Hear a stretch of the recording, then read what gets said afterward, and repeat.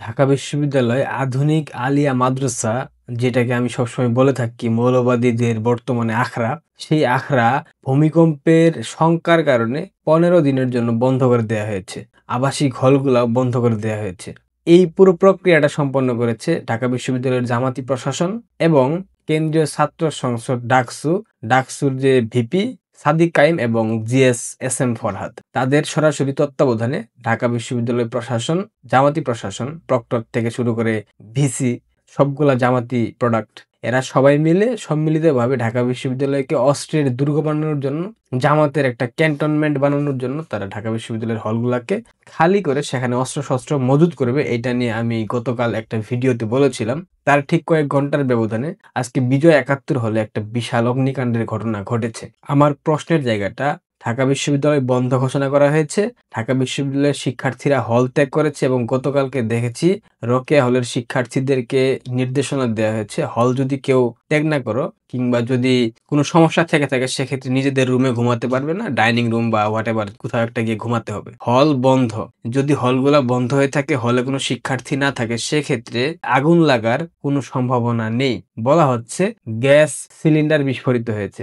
যদি হল বন্ধ থাকে, আবাসিক শিক্ষার্থীরা না থাকে, সেই ক্ষেত্রে ক্যান্টিন কোন লক্ষ্যে খোলা থাকবে? সেই ক্যান্টিনে তো হলের শিক্ষার্থীরাই খাওয়া দাওয়া করে। এই যে মেটিকুলাস পরিকল্পনা, সব জায়গায় মেটিকুলাস পরিকল্পনা। এই বিজয় ৭১ হলে অগ্নিকাণ্ডের মধ্য দিয়ে আরো একটা নাটক মঞ্চায়ন করা হচ্ছে এবং সেই নাটকটা আদৌ কি হবে আমরা হয়তোবা কয়েক ঘন্টার ব্যবধানে বুঝে যাব। জামাতকে আপনারা যতটা সহজ মনে করেন ততটা সহজ আসলে জামাত না। তাদের মস্তিষ্ক জুড়ে কূটনামি শয়তানি বুদ্ধি দিয়ে একদম বিস্তৃত একটা পরিসংখ্যান আমার মাথায় ঘুরপাক খাচ্ছে। পাশাপাশি অনেকে আমাকে বিভিন্ন সময় প্রশ্ন করেছেন, বাংলাদেশে ক্ষমতায় আসবে কে? ৫ আগস্ট সরকার পতনের পর থেকে বিএনপি চাঁদাবাজি, সন্ত্রাসী, গুন্ডামি, হানাহানি, মারামারি, খুনাখুনি, ছিনতাই, দখল বাণিজ্য করেছে। একদম ফুটপাত থেকে শুরু করে সচিবালয় পর্যন্ত তারা চাঁদাবাজি করেছে। প্রত্যেকটা শ্রেণী পেশার মানুষের থেকে চাঁদাবাজি করেছে এবং ক্ষুদ্র মাঝারি উদ্যোক্তা থেকে শুরু করে মোটামুটি সকল পর্যায়ের ব্যবসায়ীদের কাছ থেকে তারা চাঁদাবাজি করেছে। বিএনপির ওয়ার্ড পর্যায়ের নেতারাও এমন দুর্নীতি করেছে, এমন চাঁদাবাজি করেছে, তারা এখন প্রচুর টাকার মালিক। সেই জায়গা থেকে হয়তো পশ্চিমা শক্তি ভেবেছিল বিএনপিকে মাইনাস করে দিয়ে এনসিপি এবং জামাতকে অ্যালায়েন্স করে একটা সরকার তারা গঠন করবে এবং নির্বাচনের মধ্য দিয়ে সেই সরকার ক্ষমতায় আসবে। নির্বাচনটা কিভাবে হবে, কেমনে হবে সেটা তো আপনারা বুঝতেই পারছেন। কিন্তু এনসিপি রাজনৈতিকভাবে স্টাবলিশ হইতে পারে নাই। এনসিপির দুর্নীতি, এনসিপির অপকর্ম এবং তারা যে বিতর্কিত হয়েছে বিভিন্নভাবে, একজন ফকিন্নির বাচ্চা ছিল সেখান থেকে এসে এখন কোটিপতির বাচ্চা হয়েছে। তো এই কোটিপতিদেরকে আসলে কেউ ওইভাবে গ্রহণ করতে পারে নাই, কারণ বাংলাদেশের মানুষ তো এতটাও গর্দভ না। তারা বুঝেছে এরা আসলে এই বিপ্লব ঘটিয়ে ক্ষমতায় বসেছে নিজেদেরকে সমৃদ্ধ করার জন্য, নিজেদেরকে অর্থনৈতিকভাবে সমৃদ্ধশালী করার জন্য। সেই জায়গা থেকে তারা মোটামুটি ধসে পড়েছে এবং পশ্চিমা শক্তি সেটা বুঝেও গিয়েছে। এখন জামাতের ব্যাপারটা আসে। জামাতের গায়ে ৭১ গণহত্যার একটা ট্যাগ আছে, পাশাপাশি ইসলামিক শক্তি, ইসলামপন্থী আরো বাকি যে দলগুলো আছে প্রত্যেকের বিরুদ্ধে একটা মৌলবাদী, একটা উগ্রপন্থা, একটা চরমপন্থার লক্ষণ পশ্চিমারা লক্ষ্য করেছে এবং আমরা নিজেরা সেটা জানি। সেই জায়গা থেকে জামাতকে ক্ষমতায় সরাসরি নিয়ে আসতে পারবে না পশ্চিমা শক্তি। বিএনপির চাঁদাবাজির ট্যাগ, বিএনপিকে সাধারণ মানুষ বয়কট করেছে। সাধারণ মানুষ আসলে বিএনপিকে ক্ষমতায় দেখতে চায় না। বিএনপি একমাত্র দল যাদেরকে বাংলাদেশের মানুষ ক্ষমতায় আসার পূর্বেই তাদের পতন দেখতে চায়। জামাতকে গণহত্যার ট্যাগ দেওয়া হয় এবং জামাত মৌলবাদী সাম্প্রদায়িক শক্তি। এই শক্তিকে বাংলাদেশের প্রগতিশীল মুক্তমনা মুক্ত চিন্তক মানুষ কখনোই ক্ষমতায় দেখতে চায় না।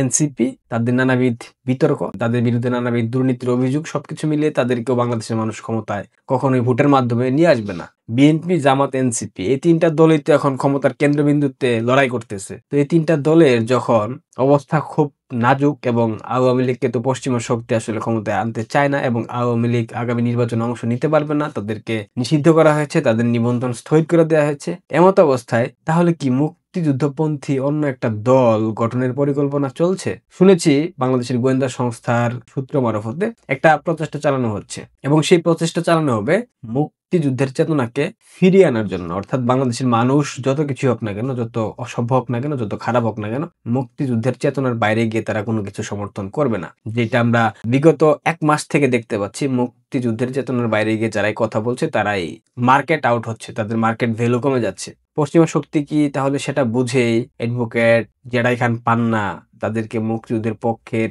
পিলার হিসেবে দাঁড় করাচ্ছে? লতিফ সিদ্দিকীকে জামিনের মাধ্যমে কি তারা লতিফ সিদ্দিকীকে দিয়ে এরকম একটা প্রক্রিয়া চালাচ্ছে?